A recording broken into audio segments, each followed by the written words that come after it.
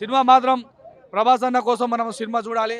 Maruti director గారు నిజంగా చెప్తున్నా, ప్రామిస్గా చెప్తా, సినిమా మాత్రం అల్టిమేట్గా ఫస్ట్ హాఫ్ మాత్రం అల్టిమేట్లా తీయలేదు.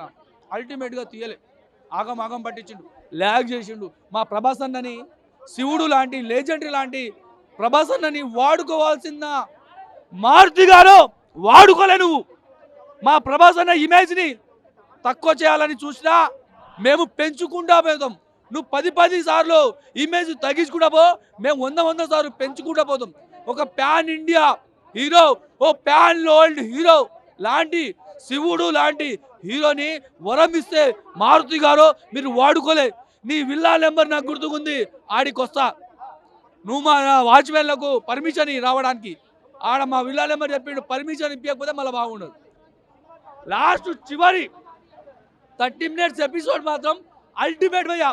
Last 30 minutes episode ultimate, super, next mind blowing అంటారు. అది మాత్రం ఆ 30 మినిట్స్ స్టోరీ మాత్రం మనోడు మాత్రం రాసుకోలేదని నాకు అనిపించింది.